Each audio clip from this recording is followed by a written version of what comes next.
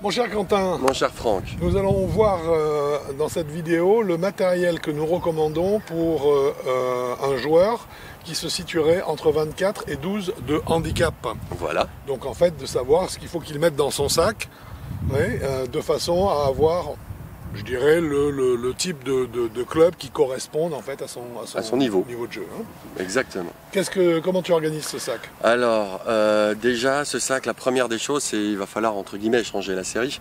Parce que les cavity bags, avant, ils étaient bien pour faire voler la balle. Maintenant, le cavity bag, c'est ce qu'on avait conseillé pour les 36-24. 24, voilà. Là, 24-12, cavity bag, c'est le club qui crée beaucoup d'élévation, c'est ça? Exactement, et là, on n'en a plus vraiment besoin. Et là, on en a moins besoin, c'est ce que tu dis. Bah, normalement, quand on commence vraiment à descendre, on a la longueur qui s'apporte. Donc, plus je vais l'envoyer vers le ciel, plus elle va aller haut. C'est bien un petit peu, mais après, elle va prendre énormément le vent. Donc, on va chercher des trajectoires de balle un peu plus basses. Disons que si on veut résumer, ça veut dire, si je te suis bien, que comme le niveau du joueur s'améliore, le joueur est moins, entre guillemets, impressionné et content d'avoir des balles très hautes qui volent là-haut.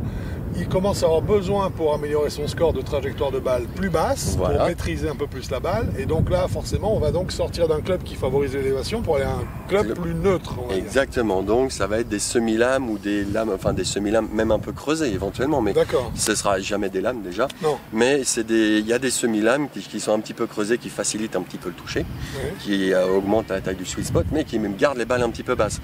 La taille de la semelle va se rétrécir, ce qui permettra d'éviter d'avoir le poids, le centre de gravité du club trop bas, qui favorisera l'élévation de la balle.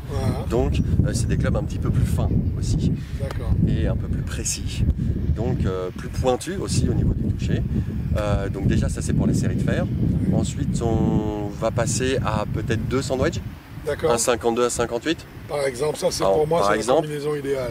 C'est celle que j'ai, donc c'est celle que je conseille. Aussi, tu vois, mais en général 52 ou 60 éventuellement. Pourquoi pas. Enfin, je trouve que le 60 degrés est moins maîtrisable en profondeur. Le 58, après c'est une histoire de goût. Voilà. Votre préférence, c'est à tester, mais 52, 58. Donc la série de fer, ça oui. Un hybride, au moins. Un hybride pour remplacer le fer 4 ou le fer 3. Le fer 3, on peut même en avoir un deuxième pour presque, entre guillemets, remplacer le fer 1 pour avoir une balle bien basse, avoir un 15 degrés, 15-16 degrés, avec ça peut envoyer et permettre d'aller un petit peu loin sur les par 5. Et puis on peut à ce moment-là éventuellement se donner l'idée qu'on a un hybride qui nous permet de sortir du rough. Et un hybride pour se avec faire beaucoup de loft, parce que c'est la fonction première au départ de l'hybride, c'était ça. Et en avoir un second qui soit plus proche dans sa configuration d'un bois de parcours. Tout à fait. Donc avec moins de loft, un manche en carbone d'office. Normal. Pour avoir de la distance, etc. etc. Là on est juste. Voilà, et puis éventuellement pour finir, un bois 5 et un driver. Le bois 3, toujours pas. Alors jusqu'à donc on est jusqu'à 12. On est jusqu'à 12, non, le bois 3 non. On est d'accord. Bon, voilà. Alors ça peut être un bois 4 à la place du bois 5. Oui, bois 4-5, mais pour moi, c'est pas la peine d'aller vers des lofts. Même entre 24 et 12, c'est un bois de parcours, s'il est en dessous de 18 degrés, ça devient dur. Même déjà à 16 degrés, ça devient sport. Je serais plus, sauf s'il y a des clubs qui sont à 16 degrés, mais qui font lever la balle grâce au shaft plus que 16 degrés, où la balle part à 20-22 degrés. Absolument. Donc pourquoi pas. Mais il faut que la balle décolle. Il faut qu'un bois, ça ait de la portée, donc de la hauteur. Donc pas un bois 3 lofté à 14 degrés. Pas un bois 3 lofté à 14 degrés.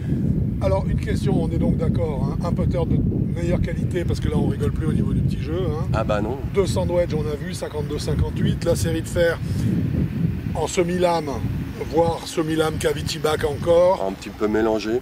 Est-ce qu'on peut commencer à conseiller aux joueurs d'aller vers du forgé?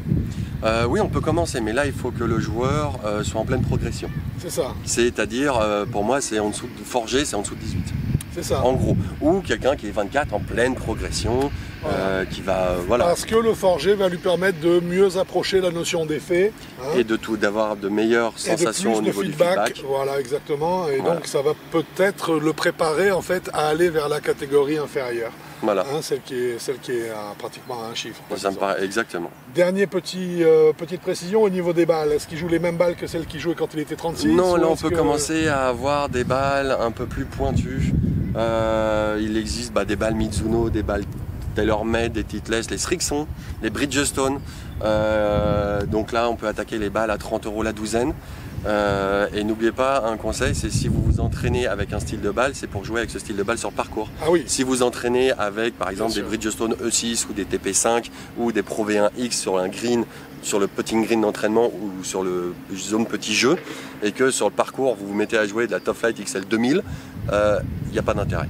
Oui, donc en fait on est au niveau où il faut commencer à faire attention à jouer d'une façon organisée, cohérente, avec j'ai la balle et je joue toujours le même genre de balle, voilà. Parce que je veux toujours avoir des points de repère quant à mes sensations. Voilà, que ce soit tout le temps la même chose. Voilà. Ok, bah écoute, ça me semble... Ah attends, faut toujours pas oublier le relève pitch, évidemment. Ah mais ça c'est pour toutes les séries. Les tees, la totale. Ça c'est pour tout le monde et c'est pour tout le monde, tout le temps, mais il faut y reparler parce que y a des greens qui sont bien massacrés au niveau des pitchs. C'est clair. Voilà. Merci en tout cas Quentin. C'est un plaisir Franck. À bientôt. À bientôt. Bon golf à vous. Au revoir.